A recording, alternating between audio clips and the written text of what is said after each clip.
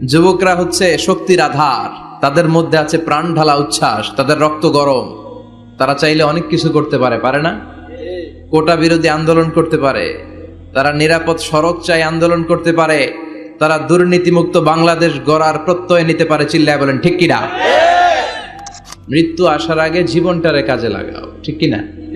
কথা বলেন। আমরা কে কবে মরবো জানি? কেউ জানি? কিন্তু মরবো যে এটা জানি, ঠিক কিনা? মরবো এটা সুনিশ্চিত, কিন্তু কবে মরবো কারো জানা নাই। এজন্য মৃত্যু আসার আগে জীবনটাকে কাজে লাগাও। বিষ্ণু ঈসা ইসলাম বলেছেন, শাবাবাকা ক্বাবলা হারামিক, বার্ধক্য আসার আগে যৌবনকে কাজে লাগাও। এবং in the day of judgement, কিয়ামতের কঠিন ময়দানে আল্লাহ কিন্তু জিজ্ঞেস করবেন, তোমার জীবনটাকে তুমি কোন কাজে লাগিয়েছো? এজন্য যুবকরা যদি জাগে, ভালো থাকবে বাংলাদেশ।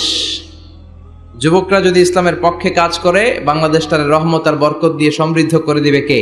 আল্লাহ। যুবকদের চরিত্র নষ্ট করার জন্য, তাদের এইম নষ্ট করে দেওয়ার জন্য, তাদের ক্যারিয়ার গুলো নষ্ট করে দেওয়ার জন্য যা যা দরকার তার সব কিছুর বন্দোবস্ত বাংলাদেশে আছে না নাই? যুবকদেরকে শেষ করে দিয়েছে নোংরা ছাত্র রাজনীতি, আছে না নাই? টেন্ডারবাজি, চাঁদাবাজি, রাজনৈতিক দলগুলো এই যুবকদেরকে দিয়ে এই কাজগুলো করায়। ওনারা কিন্তু মাঠে নামে না। যুবক ভাইয়েরা, এগুলো থেকে বেঁচে থাকতে হবে। তোমাদের এই উচ্ছ্বাস, তোমাদের এই শক্তি ইসলামের পক্ষে কাজে লাগাতে হবে। তাহলেই ওয়াশাবুন নাশা ফি ইবাদাতিল্লাহ, যেই 7 শ্রেণীর যুবক কিয়ামতের দিন আল্লাহর আরশের নিচে ছায়া পাবে, ওই যুবকদের অন্তর্ভুক্ত হওয়া যাবে। চিল্লায় বলেন ঠিক কিনা? আল্লাহ আমাদের যুবক ভাইদেরকে তুমি হেফাজত করো। আমাদের মুসলিম উম্মার সবচেয়ে বড় সমস্যা হচ্ছে, আমাদের যে ক্যাপাসিটি আছে, আমাদের যে মেধা আছে, আমাদের যেই প্রিভিলেজ গুলো আছে, এগুলোকে আমরা কাজে লাগাই না, ঠিক কিনা? কিন্তু উন্নত বিশ্বে দেখবেন, যার যতটুকু যোগ্যতা আছে সেটা সে মানবতার কল্যাণে, ইসলামের কল্যাণে কাজে লাগায়। মানবতার কল্যাণে কোনো যোগ্যতা বা কোনো কাজকে কাজে লাগানো, এটা অনেক বড় ইবাদত। সুবহানাল্লাহ পড়েন। সুবহানাল্লাহ। আমরা অনেকে মনে করি শুধু সালাত পড়া, রোজা রাখা, জিকির করা, সাদাকা দেয়া, চ্যারিটি দেয়া, এটাই ইবাদত না। যে কাজ করলে আল্লাহ খুশি, যে কাজ করলে মানবতার কল্যাণ হয়, তার সবটাই ইবাদত। চিল্লায় বলেন ঠিক কিনা? একজন রাস্তা চিনে না, আপনি রাস্তায় দাঁড়িয়ে রাস্তা দেখিয়ে দিলেন, এটা ইবাদত। একজন অসুস্থ, আপনি তাকে ঋণ দিলেন, এটা ইবাদত। একজন মুমূর্ষু ব্যক্তিকে বাঁচানোর জন্য রক্তের দরকার, আপনি রক্ত দিলেন, এটাও ইবাদত। প্রাণীর প্রতি আপনি দয়া করলেন, ইবাদত। এজন্য প্রিভিলেজ গুলোকে কাজে লাগাতে হবে। বিষ্ণু বলেছেন, ইগতানিম খামসান ক্বাবলা খামসিন, 5টা জিনিস আসার আগে 5টা জিনিসকে কাজে লাগাও। ক্বাবলা খামসিন, 5টা জিনিস। নাম্বার 1 হচ্ছে হায়াতাকা ক্বাবলা মাউতিক, মৃত্যু আসার আগে জীবনটারে কাজে লাগাও, ঠিক কিনা? কথা বলেন। আমরা কে কবে মরবো জানি? কেউ জানি? কিন্তু মরবো যে এটা জানি, ঠিক কিনা? মরবো এটা সুনিশ্চিত, কিন্তু কবে মরবো কারো জানা নাই। এজন্য মৃত্যু আসার আগে জীবনটাকে কাজে লাগাও। এবং in the day of judgement, কিয়ামতের কঠিন ময়দানে আল্লাহ কিন্তু জিজ্ঞেস করবেন, তোমার জীবনটাকে তুমি কোন কাজে লাগিয়েছো? 2 নম্বরে বিষ্ণু ঈসা ইসলাম বলেছেন, শাবাবাকা ক্বাবলা হারামিক, বার্ধক্য আসার আগে যৌবনকে কাজে লাগাও, ঠিক কিনা? যুবকরা হচ্ছে শক্তির আধার, তাদের মধ্যে আছে প্রাণ ঢালা উচ্ছ্বাস, তাদের রক্ত গরম। তারা চাইলে অনেক কিছু করতে পারে, পারে না? কোটা বিরোধী আন্দোলন করতে পারে, তারা নিরাপদ সড়ক চাই আন্দোলন করতে পারে, তারা দুর্নীতিমুক্ত বাংলাদেশ গড়ার প্রত্যয় নিতে পারে। চিল্লায় বলেন ঠিক কিনা? এজন্য যুবকরা যদি জাগে, ভালো থাকবে বাংলাদেশ। যুবকরা যদি ইসলামের পক্ষে কাজ করে, বাংলাদেশটার রহমত আর বরকত দিয়ে সমৃদ্ধ করে দিবে কে? আল্লাহ। এজন্য যুবক ভাইয়েরা যারা আছে, তোমাদের এই সময়টা অনেক দামি সময়। কিয়ামতের দিন 7 শ্রেণীর লোককে আল্লাহ তাআলা তার আরশের নিচে ছায়া দিবে।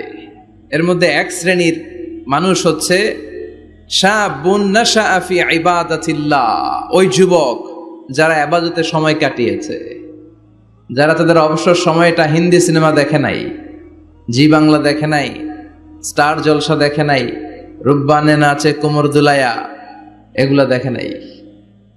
তারা তাদের সময়টা আল্লাহর ইবাদতে কাজে লাগিয়েছে। ওই যুবকদেরকে কিয়ামতের ময়দানে আরশের নিচে ছায়া দিবে কে? আল্লাহ। অনেক যুবক আসছে আজকে আলহামদুলিল্লাহ। আমাদের এই সময়টা ইসলামের পক্ষে কাজে লাগাতে হবে। রাজি আছো তো? সবাই রাজি আছো? কিন্তু দুর্ভাগ্যজনক হলেও সত্য, বাংলাদেশে যুবকদের চরিত্র নষ্ট করার জন্য, তাদের এইম নষ্ট করে দেওয়ার জন্য, তাদের ক্যারিয়ারগুলো নষ্ট করে দেওয়ার জন্য যা যা দরকার তার সব কিছুর বন্দোবস্ত বাংলাদেশে আছে না নাই? তাদের নৈতিক অবক্ষয়ের জন্য সবচেয়ে ভয়ঙ্করতম জিনিস হচ্ছে মাদক। বাংলাদেশে এটা নাই? হ্যাঁ, আছে। এই মাদকের সাথে মুসলমানের কোনো সম্পর্ক থাকতে পারে? সিগারেটের সাথে মুসলমানের কোনো সম্পর্ক থাকতে পারে? সিগারেটের অভ্যাস আমাদের নাই তো? হ্যাঁ, এটা কিন্তু জাহান্নামের খাবার। খেয়াল রাখবেন, সুগন্ধি, সুগন্ধি, this is the sign of paradise.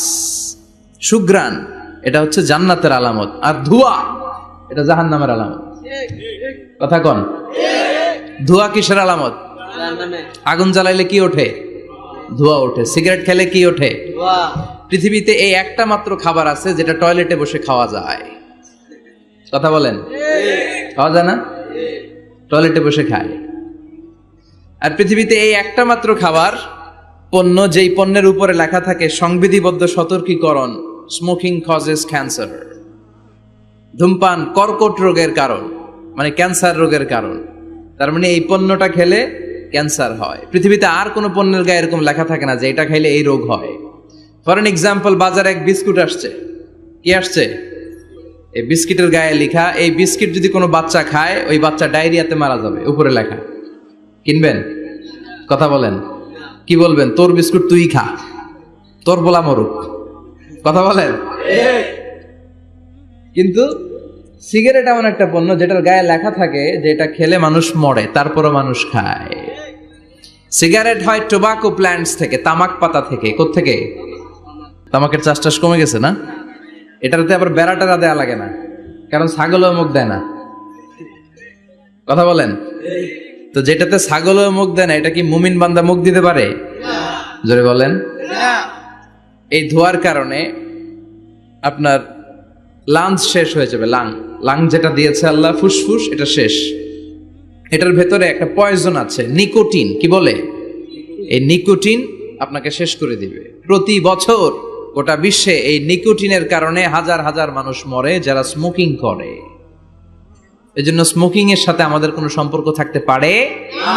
তো স্মোকিং তো অনেক পাতলা বিষয়। এখন স্মোকিং কে ছাড়িয়ে ইয়াবা, গাঞ্জা, মারিজুয়ানা, ফেন্সিডিল, এগুলো আছে না নাই?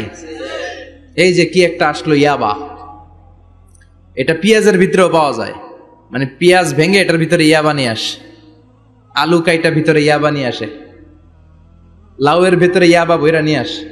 দেখা যায় লাউ কেটে দেখা যায় ইয়াবা আছে না নাই? এই ইয়াবা এতদিন ছিল ইউনিভার্সিটি লেভেলের ছেলেরা খেত, নেমে আসলো কলেজে, হাই স্কুলে, এখন প্রাইমারির ছেলেদের মধ্যেও ইয়াবা ঢুকছে। দেশ কোন ভয়ঙ্কর অবস্থায় দাঁড়িয়ে আছে, হুঁশ নাই আমাদের। তো যে যুবকেরা এবাদতে রাত কাটাবে, হ্যাঁ, এবাদত করে করে রাতের আধারে যারা সেজদাতে রয়, আমরা গানে শুনি যে চোখের পানি দিয়ে যেখানে ঝড় উঠবে যে যুবকদের, সেই যুবকেরা এখন ইয়াবা নিয়ে ব্যস্ত, মারিজুয়ানা নিয়ে ব্যস্ত, ফেন্সিডিল নিয়ে ব্যস্ত। এজন্য এলাকাতে এই ফেন্সিডিলের ব্যবসা, ইয়াবার ব্যবসা, এগুলোকে সংঘবদ্ধ হতে দিবেন না।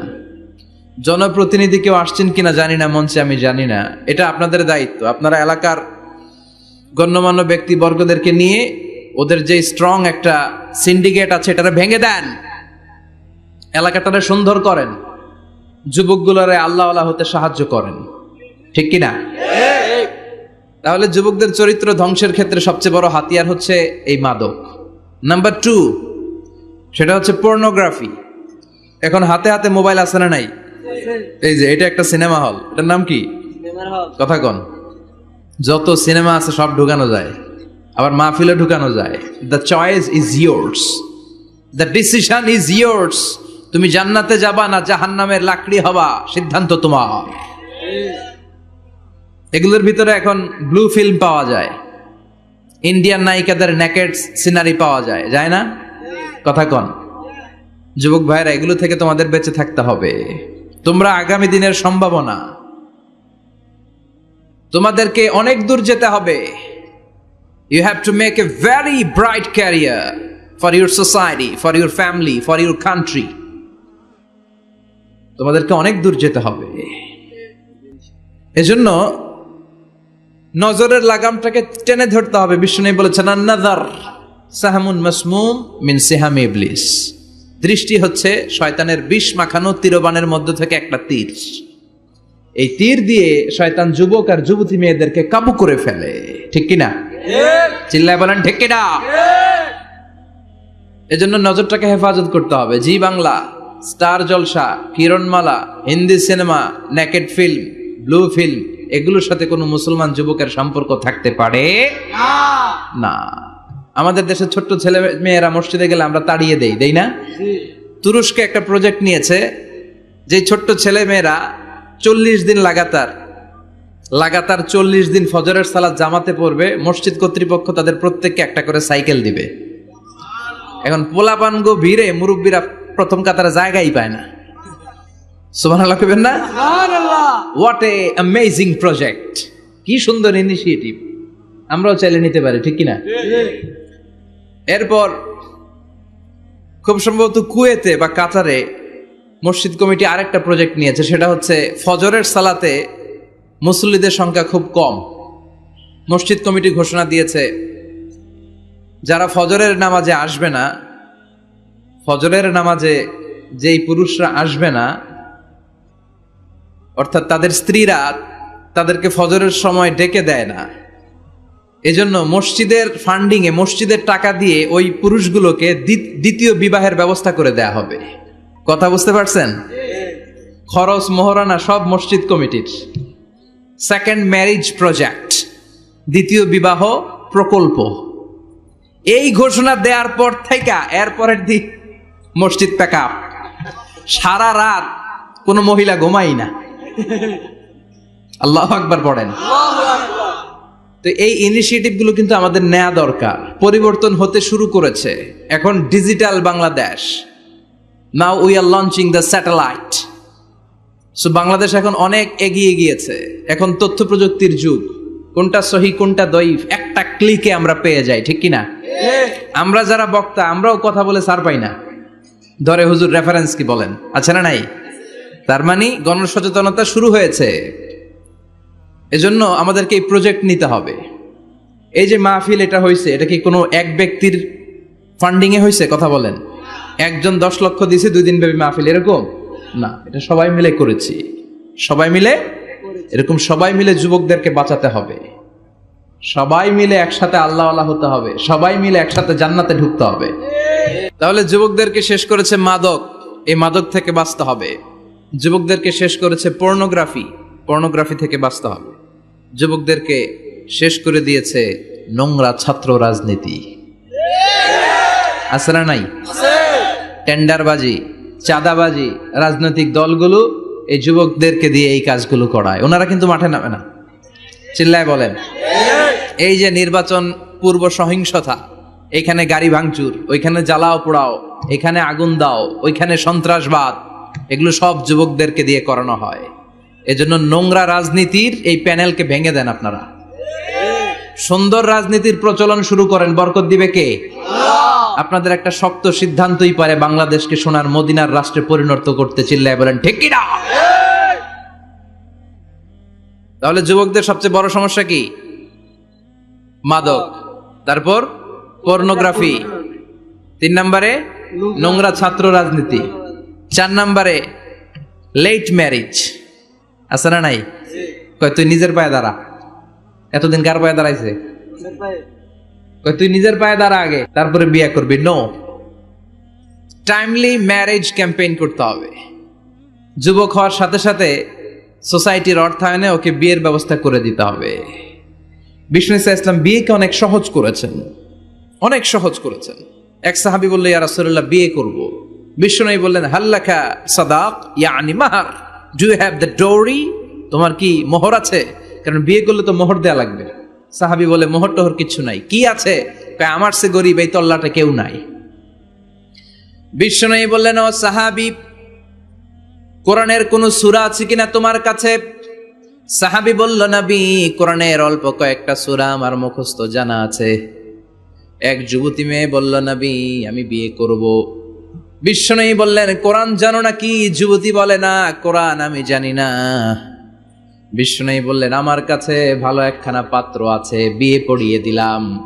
আর মেয়েটাকে বলল, মা, তোমার স্বামীর কোনো টাকা নাই, পয়সা নাই, মোহরানা দেওয়ার মতো কিচ্ছু নাই, তুমি কোরআন জানো না, কিন্তু তোমার স্বামীর সিনার ভিতরে কোরআন আছে। তোমার কোরআন জানা নাই, প্রতি রাতে তোমার স্বামী তোমাকে কোরআন শিখায়া দিবে, সূরাগুলো মুখস্থ করায়া দিবে। তোমাকে যে তোমার স্বামী কোরআন শিখায়া দিবে, এটাই হলো রে মা তোর বিয়ের মোহর। স্বামী তোমার টিচার, সে তোমাকে কোরআন শিখায় দিবে, এটা তোমার বিয়ের মোহর। সহজ হয়ে গেল না? কথা বলেন। সবচেয়ে বরকতময় বিয়ে ওই বিয়ে যেই বিয়েতে খরচ কম। শুনতেছেন? হ্যাঁ, আমলের নিয়তে শুনেন। চেঞ্জ লাগবে, পরিবর্তন আনতে হবে আমাদের। ওই বিয়েটা সবচেয়ে বরকতের বিয়ে যেই বিয়েতে মোহরানা কম, যেই বিয়েতে খরচ কম, যেই বিয়ের ভেতরে ধুমধাম কম। ওই বিয়েটারে বরকত দিয়ে পরিপূর্ণ করে দেয় কে? ফাতিমা রাদিয়াল্লাহু তাআলা আনহার সাথে সাইয়েদনা আলীর বিয়ে হলো। ফাতিমাকে যে বিষ্ণু বললেন, আলী আমার কাছে এসে তোমার কথা বলেছে, তুমি কি রাজি? ফাতিমা কোনো কথা বলে না। আবার জিজ্ঞেস করা হলো, কথা বলে না। ফাসাকাতাত, চুপচাপ। তিনবার বিশ্বনবী জিজ্ঞেস করলেন, তিনবারই চুপচাপ। আসুকুতু নিসফুর রিদা, মেয়েদের চুপ থাকা সম্মতির অর্ধেক। জোরে কোন ঠিক কিনা? কি লজ্জাবতী নারী, কিছু বলেই না, তার মানে বাবা যেটা ডিসাইড করবে ওইটাই। ফাতেমার সাথে সাইয়েদনা আলীর বিয়ে হয়ে গেল। সামান্য কিছু কাপড় পেয়েছেন, সামান্য কিছু দিরহাম পেয়েছেন, সামান্য কিছু মোহরানার বিনিময়ে বিশ্বনবীর কন্যা সাইয়্যিদাতু নিসাই আহলিল জান্নাহ, সব নারীদের সর্দারিনী, যে ফাতেমা জান্নাতের দরজার ভেতরে ধাক্কা না দিলে কোনো নারী জান্নাতে প্রবেশ করতে পারবে না। সামান্য কিছু মোহরানার বিনিময়ে বিয়ে হয়ে গিয়েছে। কোন সুবহানাল্লাহ। এজন্য বিয়েটারে সহজ করার দরকার আছে না নাই? রাজি আছেন তো? বিয়েটাকে সহজ করতে হবে। এরপরে আরেকটা সমস্যা হচ্ছে বিবাহ বহির্ভূত সম্পর্ক। এটা যুবকদের মধ্যে এখন মহামারী আকার ধারণ করেছে। এখন গার্লফ্রেন্ড বয়ফ্রেন্ড আছে না নাই? সংক্ষেপে এগুলোর কি কয়? জিএফ। জিএফ আর বিএফ। গার্লফ্রেন্ড আছে কার কার দেখি? হ্যাঁ, ওই যে একটা হাত তুলছে, ওরে নোবেল প্রাইজ দেওয়া দরকার। যুবক ভাইয়েরা, এগুলো থেকে বেঁচে থাকতে হবে। তোমাদের এই উচ্ছ্বাস, তোমাদের এই শক্তি ইসলামের পক্ষে কাজে লাগাতে হবে। তাহলেই ওয়াশাবুন নাশা ফি ইবাদাতিল্লাহ, যেই 7 শ্রেণীর যুবক কিয়ামতের দিন আল্লাহর আরশের নিচে ছায়া পাবে, ওই যুবকদের অন্তর্ভুক্ত হওয়া যাবে। চিল্লায় বলেন ঠিক কিনা? আল্লাহ আমাদের যুবক ভাইদেরকে তুমি হেফাজত করো। তাহলে মৃত্যু আসার আগে বিশ্বনবী বললেন, জীবন কাজে লাগাও। বার্ধক্য আসার আগে যৌবনকে কাজে লাগাও। অসুস্থ হওয়ার আগে সুস্থতাকে কাজে লাগাও। সুবহানাল্লাহ পড়েন। সুবহানাল্লাহ। এরপরে বিষ্ণু বললেন, দারিদ্রতার কষাঘাত আসার আগে ধনাঢ্যতাকে কাজে লাগাও। 5 নম্বরে সব শেষে বিশ্বনবী বললেন, ব্যস্ত হয়ে যাওয়ার আগে অবসরকে কাজে লাগাও। এগুলোকে কাজে লাগাতে রাজি আছেন? সবাই রাজি আছেন তো? ইনশাআল্লাহ। রাজি আছেন সবাই? ইনশাআল্লাহ। আল্লাহ তুমি তৌফিক দাও। চিল্লায় পড়েন আমিন। আমিন। আর জোরে পড়েন আমিন। আমিন। খেয়াল রাখবেন, নবীদের সাথে যারা বিরোধিতা করেছে তারা সন্ত্রাস, আর নবীরা ছিল মুজাহিদ। চিল্লায় বলেন ঠিক কিনা? তার মানে বিশ্বনবী ছিলেন মুজাহিদ। এবার সন্ত্রাসীটার নাম বলেন। আবু জাহেল। মুসা আলাইহিস সালাম ছিলেন মুজাহিদ, তাহলে সন্ত্রাসটার নাম বলেন। ইব্রাহিম আলাইহিস সালাম ছিলেন মুজাহিদ, তাহলে সন্ত্রাসটার নাম বলেন। তার মানে হকের পক্ষে যারা তারা সবাই মুজাহিদ, আমরাও মুজাহিদ। চিল্লায় বলেন ঠিক কিনা? কল্যাণের কথা যারা বলে তারা মুজাহিদ, অন্যায়ের দিকে যারা ডাকে তারা সন্ত্রাস। কোটা বিরোধী আন্দোলন যেই যুবক ছেলেগুলো করেছে ওরা মুজাহিদ, ওদের বিরোধিতা যারা করেছে ওরা সন্ত্রাস। নিরাপদ সড়ক চাই আন্দোলন যে ছেলেগুলো করেছে এক একটা মুজাহিদের বাচ্চা, ওদের বিরোধিতা যারা করেছে এক একটা কুখ্যাত সন্ত্রাস। এজন্য হকের পক্ষে যারা থাকবে, ইসলামের পক্ষে যারা থাকবে, ন্যায় নীতি সাম্যের পক্ষে যারা থাকবে তারা মুজাহিদ। বাই ডিফল্ট এগুলো মুজাহিদ। চিল্লায় বলেন ঠিক কিনা? আর বিরোধিতা যারা করবে সন্ত্রাস, কুখ্যাত ইন্টারন্যাশনাল সন্ত্রাস। ফেরাউনও তার নাম আল্লাহ রাখে নাই, সে তার নাম দিছিল আমি তোমাদের বড় রব। কি দিছিল? فحشر فنادى فقال انا ربكم الاعلى। বিশাল একটা গ্যাদারিং করে সবার সামনে কয় আমি বড় খোদা। আমি কি? আমি বড় খোদা, রব্বুকুমুল আ'লা, তোগো বড় রব, কিন্তু আমি আল্লাহ। এটা কইছে? কথা বলেন। বিষ্ণু ঈসা ইসলাম মসজিদে নববীতে সালাত আদায় করছেন, তিনি নামাজ শুরু করলেন, আল্লাহু আকবার, রুকু থেকে উঠে পড়লেন সামি আল্লাহু লিমান হামিদা। পেছন থেকে সাহাবারা পড়ল রব্বানা ওয়ালাকাল হামদ। এক সাহাবী অতিরিক্ত বাড়িয়ে পড়ল হামদান কাসীরান তাইয়িবান মুবারাকান ফীহি। চারটা শব্দ অতিরিক্ত পড়ল। কয়টা? এই সাহাবী ছাড়া আর কেউ এই চারটা শব্দ অতিরিক্ত পড়ে নাই। নামাজ শেষে বিষ্ণু ঈসা ইসলাম বললেন, কে অতিরিক্ত চারটা তাসবিহ বানিয়ে বানিয়ে পড়েছো যেটা আমি শিখাই নাই? আমি শুধু শিখিয়েছি রব্বানা ওয়ালাকাল হামদ, ও আল্লাহ প্রশংসা আপনার জন্য, প্রেজেস ফর ইউ, আপনার জন্য প্রশংসা, ও মাই লর্ড, এতটুকু শিখিয়েছি।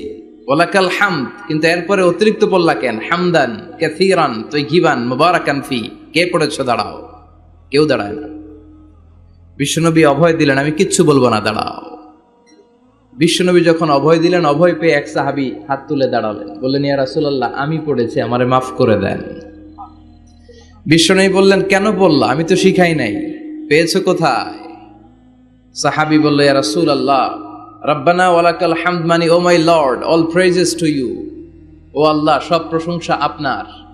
তো আল্লাহর প্রশংসা যখন আমি করতে শুরু করি, অল্প করলে আমার পোষায় না, এজন্য আমি বাড়িয়ে বাড়িয়ে করি, বেশি বেশি করি। এটা আমার নিজ থেকে আমি বানিয়েছি, আমি বানিয়ে বানিয়ে পড়েছি হামদান কাসীরান তাইয়িবান মুবারাকান ফীহি, আমাকে মাফ করে দেন। বিষ্ণু বললেন, কোনো সমস্যা নাই, ভয় পেও না, চিন্তা করো না, তোমরা তো দেখোনি, আমি দেখেছি।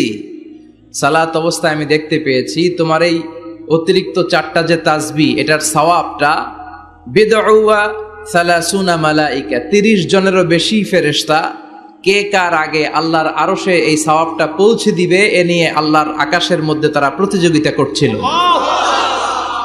এজন্য আল্লাহর প্রশংসার দরকার আছে না নাই? ওয়া ইন তাউদ্দু নি'মাতাল্লাহি লা তুহসুহা, আল্লাহর নেয়ামতগুলো যদি গুনতে শুরু করে দাও, গুনে শেষ করা যাবে না। এজন্য বিষ্ণুই বলেছেন, try to utilise the privilege, আল্লাহর দেয়া প্রিভিলেজ গুলো, চান্স গুলো, অপরচুনিটি গুলো তোমরা ব্যবহার করতে চেষ্টা করো, আল্লাহর এই রহমত বরকত গুলোকে কাজে লাগাও। ইগতানিম খামসান ক্বাবলা খামসিন, 5টা জিনিসকে 5টা জিনিস আসার আগে গনিমত মনে করো, কাজে লাগাও, ইউটিলাইজ করো, try to take the best out of it, এর সর্বোচ্চটা নেয়া